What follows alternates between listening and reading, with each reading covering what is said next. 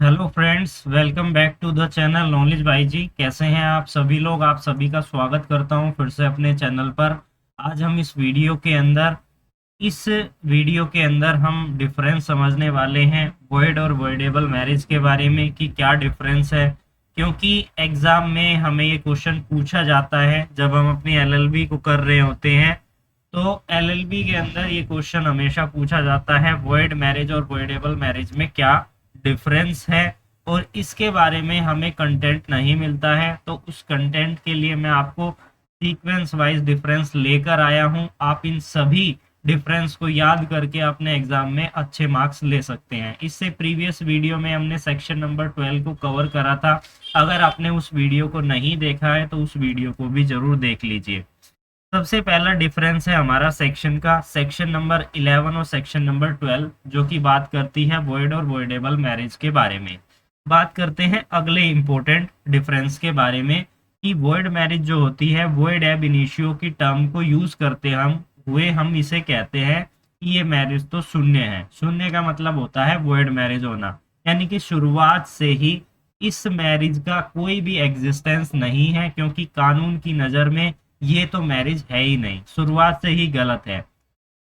जिसका सबसे सही एग्जांपल है हमारा सेक्शन नंबर 5। सेक्शन नंबर 5 का अगर हम वोलेशन करते हैं तो इस तरीके की मैरिज को वॉइड मैरिज कंसीडर किया जाता है, क्योंकि उसमें हमें एसेंशियल इंग्रेडिएंट देखने को मिलते हैं। सेक्शन नंबर 5 के अंदर आपको 5 तरीके के एसेंशियल इंग्रेडिएंट देखने को मिलेंगे, जिसमें सबसे पहला एसेंशियल इंग्रेडिएंट है कि आपका स्पाउस जीवित नहीं होना चाहिए जब आप मैरिज कर रहे हैं। सेकंड बात करता है की अनसाउंडनेस ऑफ माइंड की, या आप कैपेबल तो हो कंसेंट देने के लिए, लेकिन लॉ के अंदर आपकी जो मैरिज है वो सही नहीं है, आप बच्चे का जन्म करने में सक्षम नहीं है, या फिर आपको पागलपन के अटैक आते हैं। तीसरा पॉइंट हमारा एज का आ जाता है। फोर्थ पॉइंट हमारा प्रोहिबिशन रिलेशनशिप की बात करता है। फिफ्थ पॉइंट हमारा स्पिंडाज रिलेशनशिप की बात करता है। इसको भी मैंने यहीं पर कवर कर दिया ताकि आपके माइंड में जब आप इस वीडियो को देखें तो कुछ पॉइंट अलग से भी ऐड हो जाए, ताकि आप उसमें डिफरेंस बनाकर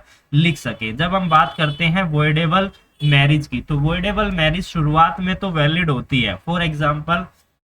जब आपने किसी से शादी की उस समय पर आपको नहीं पता था कि वो बंदा या फिर बंदी इम्पोर्टेंस है, यानी कि नपुंसक है, लेकिन बाद में आपको ये चीजें पता चल रही है कि अब आपको ये लग रहा है कि ये शादी तो मैंने गलत कर ली, इन्होंने मेरे से इस फैक्ट के बारे में नहीं बताया, तो ये तो मेरे साथ फ्रॉड हुआ है। तो इस तरीके के फैक्ट अगर आपको शादी में पता चलते हैं, इस तरीके की मैरिज जो कि आप पहले समझ रहे थे कि वो सही मैरिज है, लेकिन आपको बाद में पता चला इस तरीके की मैरिज तो ये तो सही नहीं है, मेरे साथ फ्रॉड हुआ है, तो मैं इस मैरिज को वॉइड डिक्लेयर करना चाहता हूं या चाहती हूं। तो ऐसे में सेक्शन 12 के अंदर आप पिटीशन फाइल करके उसे वॉइड डिक्लेयर कर सकते हैं, और ये डिफरेंस यहाँ पर आ जाता है। लेकिन ये यहाँ पर कहा गया है कि वैलिड है मैरिज शुरुआत में जब आप मैरिज के अंदर शामिल हो रहे हैं, लेकिन बाद में आपको कुछ फैक्ट का पता चलता है, फिर ये होता है कि हाँ इसने मेरे साथ गलत किया है, तो ऐसे में उस मैरिज को हम वॉइडेबल मैरिज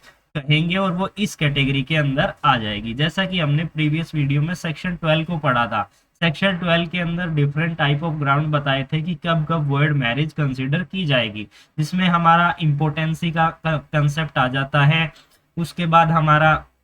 आ जाता है सेक्शन 5 का वोलेशन किया गया है, सेक्शन 5 के सब सेक्शन 2 का वोलेशन किया गया है, कंसेंट जो ली गई है वो फ्रॉड और फोर्स के द्वारा ली गई है, या फिर आपका जो स्पाउस है वो किसी दूसरे के साथ पहले से ही वो प्रेग्नेंट है, लेकिन आपको शादी के बाद पता चल रहा है कि इसके पेट में तो किसी और का बच्चा है। तो ये डिफरेंस है जो आपको याद रखने हैं। सेकंड हमारा उसके बाद का हमारा डिफरेंस क्या है कि जब हम वॉइड मैरिज की बात करते हैं तो वॉइड मैरिज में किसी भी तरीके का पार्टी के पास कोई राइट नहीं होता है, ना ही उनकी कोई रिस्पॉन्सिबिलिटी या ओब्लिगेशन होती है, और वॉइड मैरिज में ना ही पार्टी के पास हस्बैंड एंड वाइफ का स्टेटस होता है। यानी कि जब भी हम कहते हैं वॉइड मैरिज की, तो वॉइड मैरिज में जो हस्बैंड एंड वाइफ होते हैं वो हस्बैंड एंड वाइफ के रूप में रह रहे हैं, लेकिन उन्हें कानून की नज़र में ऐसा कोई स्टेटस नहीं मिलता है, क्योंकि जो मैरिज है वो तो शुरुआत से ही सही नहीं है, उन्होंने लॉ के अनुसार तो मैरिज की नहीं है,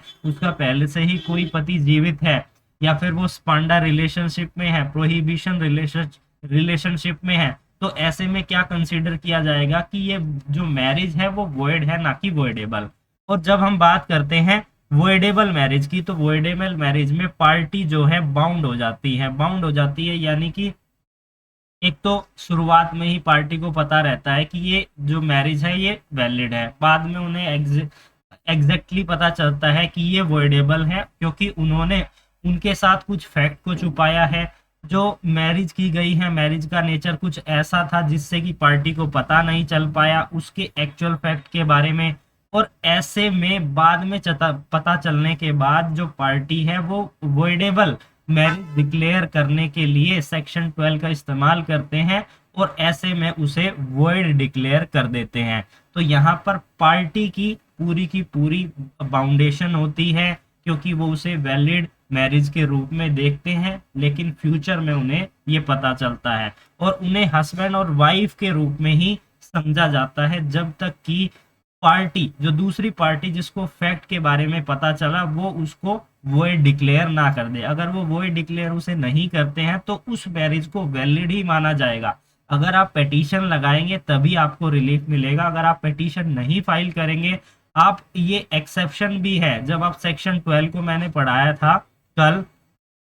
तो उसके अंदर एक्सेप्शन भी है। अगर आपको फैक्ट पता है उसके बावजूद भी आप फ्री कंसेंट दे रहे हैं कि हाँ चलो ठीक है, इनकी मैरिज हुई थी, ये है, ये फैक्ट है, और उसके बाद भी आप चुप हैं, तो आप यहाँ पर उस मैरिज को वैलिड मान रहे हैं, उसे वॉइडेबल डिक्लेयर नहीं कर रहे हैं जब तक कि आप पेटिशन फाइल नहीं कर देते हैं। बात करते हैं अगले इंपॉर्टेंट डिफरेंस के बारे में। क्या कह रहा है कि कोर्ट को जरूरी नहीं है इसे नल एंड वॉइड डिक्लेयर करने की, यानी कि जो वॉइड मैरिज है वो पहले से ही वॉइड है, आपने जो शादी की है वो किसी भी रूप में सही नहीं की है, आपने लॉ का वोलेशन करते हुए की है, तो ऐसे में कोर्ट को जरूरी नहीं है कि आपको वो डिग्री प्रोनाउंस करे। लेकिन जब हम बात करते हैं वॉइडेबल मैरिज डिक्लेयर करने के लिए, क्योंकि वॉइडेबल मैरिज पहले तो वैलिड होती है और उसे बाद में डिक्लेयर किया जाता है वॉइडेबल, और उसके बाद वो मतलब वॉइडेबल मैरिज होती है और बाद में उसे वॉइड डिक्लेयर कर दिया जाता है। तो ऐसे में कोई वैलिड मैरिज है और उसे वॉइड डिक्लेयर करना है, तो ऐसे में कोर्ट के द्वारा एक डिग्री का होना बहुत ही ज्यादा जरूरी होता है, क्योंकि इसमें दोनों सिचुएशन होती है। पार्टी उस वॉइडेबल मैरिज को वॉइड के रूप में भी चला सकती है, और अगर वो चाहती है कि मेरे साथ फ्रॉड हुआ है, मेरे साथ फोर्स के साथ शादी की गई है, मिस रिप्रेजेंटेशन मेरा किया गया है, तो ऐसे में फैक्ट को छुपाते हुए ऐसा किया गया है, तो बाद में वो उसे वॉइड डिक्लेयर कर सकती है। तो ऐसे में कोर्ट की डिग्री का पास होना बहुत ही ज्यादा जरूरी हो जाता है। जैसा कि मैंने पहले भी आपको बताया है कि वॉइड मैरिज कब होगी, वॉइड मैरिज तब होगी जब सेक्शन 5 के सबसेक्शन 1, सबसेक्शन 4 और सबसेक्शन 5 का वॉयलेशन किया जा रहा है। ऐसे में वॉयलेशन हो रहा है तो उसे वॉइड डिक्लेयर किया जाता है। और वॉइडेबल कब डिक्लेयर किया जाता है, जब सेक्शन 5 के सबसेक्शन 2 के अनुसार उसे डिक्लेयर किया जाता है, तो ऐसे में उसे वॉइडेबल मैरिज के रूप में माना जाता है। जब हम सेक्शन 11 को पढ़ते हैं तो उसमें स्पेसिफिकली आपको ये सेक्शन मेंशन देखने को मिलेगी। जब सेक्शन 12 को पढ़ते हैं तो हमें सेक्शन 5 के सबसेक्शन 2 के बारे में मेंशन किया गया है, जो कि हमारी कंडीशन भी है। यानी कि 2 क्या कहता है, इसको एक बार दोबारा समझ लेते हैं ताकि आपको ये चीजें पता चल जाए। सेक्शन 5 जो कि हिंदू मैरिज एक्ट 1955 का हमें ये कहता है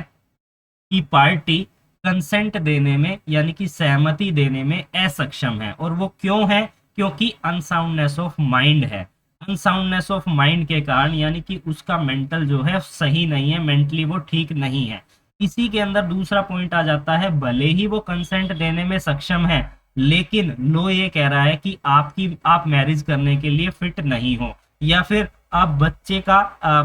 को बियर करने के लिए या बच्चे का जन्म करने के लिए आप सक्षम नहीं हो, तब भी आप इस कैटेगरी के अंदर आकर एक वॉइडेबल मैरिज के अंदर आ जाता है, और उसके बाद आप उसे क्या कर सकते हो, वॉइड डिक्लेयर कर सकते हो। उसके बाद थर्ड पॉइंट इसमें आ जाता है, आपको इंसैनिटी के अटैक आते हैं, आपको मेंटल डिसऑर्डर है, यानी कि बार बार आपको इंसैनिटी के अटैक आते जा रहे हैं, तो ये भी एक कारण बन जाता है वॉइड मैरिज का, जिसे आप बाद में वॉइड डिक्लेयर करवा सकते हो सेक्शन नंबर 12 के अंदर पिटीशन डालकर। बात करते हैं अगले पॉइंट के बारे में कि जो वॉइड मैरिज होती है वो लॉ के अंदर, आई ऑफ द लॉ, वो एग्जिस्ट ही नहीं करती है। जैसा कि हमने कहा है कि शुरुआत से ही इस मैरिज को वॉइड डिक्लेयर किया जाता है, इसलिए उसका कोई एग्जिस्टेंस ही नहीं होता है। लेकिन जब हम वॉइडेबल मैरिज की बात करते हैं तो जब तक कि हम इसे कंटेस्ट नहीं करेंगे, इसका विरोध नहीं करेंगे,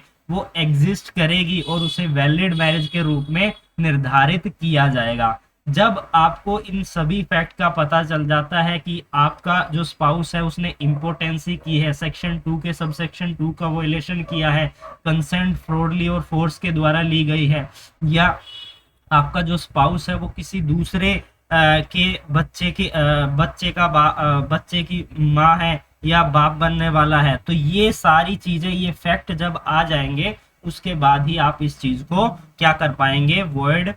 वॉइडेबल मैरिज के अंदर उसे वॉइड डिक्लेयर कर पाएंगे, अदरवाइज वो वैलिड ही रहेगी। बात करते हैं अगले पॉइंट के बारे में कि वॉइडेबल मैरिज में without a court issue order of nullity party or remarriage, क्योंकि यहाँ पर जब आपकी शादी वैलिड हुई नहीं है तो आप कैसे कह सकते हैं कि मैं शादीशुदा हूं। अगर मैं शादीशुदा नहीं हूं तो मैं मैरिज कर सकता हूं, अगर मैंने शादी कर ली है उसके बाद मैं मैरिज कर रहा हूं तो ये लॉ के खिलाफ है, क्योंकि हम दो शादियां नहीं कर सकते हैं जब हम हिंदू लॉ की बात करते हैं। लेकिन अगर आपकी शादी ही सही नहीं है, आपकी शादी ही नहीं हुई है और आप शादी करना चाह रहे हैं, या आपकी शादी जो है वॉइड है, तो ऐसे में आप रीमैरिज कर सकते हैं बिना कोर्ट के ऑर्डर के इशू किए हुए। और दूसरी बात है कि आपने शादी कर ली है, आपकी वैलिड मैरिज कंसीडर की जा रही है, अब आपको कुछ फैक्ट का पता चल रहा है जो ये कह रहा है कि ये मैरिज मेरे से धोखे के कारण हुई है, फोर्स के कारण जो है किसी ने मेरे साथ कुछ फैक्ट को छुपाया है, उस तरीके से मैरिज को किया गया है, तो ऐसे में कोर्ट जो है एक तरीके से डिग्री पास करेगी, उसके बाद आप जो है रीमैरिज कर सकते हैं। अब हम चलते हैं हमारे अगले इंपॉर्टेंट डिफरेंस के बारे में। जब वॉइड मैरिज की बात करते हैं तो वाइफ किसी भी तरीके का कोई क्लेम नहीं कर सकती है सीआरपीसी के सेक्शन 125 में, जिसमें कि मेंटेनेंस की बात की जा रही है। मेंटेनेंस वाइफ ले सकती है, चाइल्ड ले सकते हैं, पेरेंट्स ले सकते हैं। अब मैरिज की जब हम बात करते हैं तो हस्बैंड एंड वाइफ की बात आ जाती है, तो यहाँ पर वॉइड मैरिज में मेंटेनेंस क्लेम नहीं कर सकती वाइफ, ये बात यहाँ पर कही गई है। लेकिन जब वॉइडेबल मैरिज की बात आती है तो यहाँ पर वो क्लेम कर सकती है मेंटेनेंस, क्योंकि उसके साथ फ्रॉड हुआ है, उसके साथ धोखा किया गया है, तो ऐसे में वो मेंटेनेंस की हकदार बन जाती है। अब हम यहाँ पर कुछ एग्जाम्पल डिस्कस कर लेते हैं ताकि आपको और अच्छे से समझ में आ जाए। क्या कह रहा है, सबसे पहले when A brothers and sister has complete all the legal requirement for a marriage, यानी कि कानून के अनुसार जो जो लीगल रिक्वायरमेंट है, भाई बहन ने आपस में उन सभी चीजों को कंप्लीट करते हुए आपस में शादी कर ली है, और वो रह रहे हैं एक साथ, उन्होंने हस्बैंड एंड वाइफ रहना स्टार्ट कर दिया है, उन्होंने स्टार्ट कर दिया है वाइफ हस्बैंड एंड वाइफ के रूप में रहना स्टार्ट कर दिया है, जो कि legally husband and wife consider नहीं किए जा सकते। ऐसी मैरिज को वॉइड डिक्लेयर किया जाएगा, जो कि हमारा आ जाता है सेक्शन नंबर 5 के सबसेक्शन 5 में, जो हमारा स्पिंडाज रिलेशन की बात करता है। कोई भाई बहन है, ऐसे में अगर वो मैरिज करते हैं तो हिंदू लॉ के अंदर उसे जो है वैलिड कपल नहीं माना जाता, एक जोड़ा नहीं माना जाता, जो कि प्रोहिबिट करता है, हमारे कंडीशन ये हमें बताती है। तो इस तरीके की मैरिज को जो है वॉइड मैरिज कहा जाता है। वॉइडेबल मैरिज की जब हम बात करें तो यहाँ पर हम इसको पढ़ते हैं, if the husband lack the ability to get the married because of his impotency, यानी कि वो नपुंसक है और उसने इस फैक्ट को डिस्क्लोज नहीं किया, लेकिन वो इस फैक्ट को बाद में इस चीज को बाद में डिस्क्लोज किया गया, तो ऐसे में यहाँ पर वाइफ क्या करेगी, वाइफ क्या करेगी, सेक्शन 12 के अंदर वॉइडेबल मैरिज आ गई। अब वो भले ही वैलिड थी लेकिन उसको वॉइड डिक्लेयर कर दिया जाएगा बाद में जब वो पिटीशन फाइल कर देगी। Now the wife has an option to remain his wife and maintain the union. She may however choose not to get remarried and submit a petition to court to competent jurisdiction, ask for the marriage to be annulled and declared to be a null and void। यानी कि voidable marriage में simply ये कहा गया है कि जब हम वॉइडेबल मैरिज की बात करते हैं तो वॉइडेबल मैरिज में ऑप्शन होता है पार्टी के पास कि या तो वो उसे वैलिड ही रखे, उस फैक्ट को छुपाए, या फिर वो उसे वॉइड डिक्लेयर कर दे। ये पार्टी के ऊपर टोटली डिपेंड करता है। तो आज हमने इस वीडियो में डिफरेंस समझा। आई होप जितने भी कैंडिडेट इस वीडियो को देख रहे हैं उन्होंने जो है डिफरेंस के बारे में समझना होगा कि वॉइड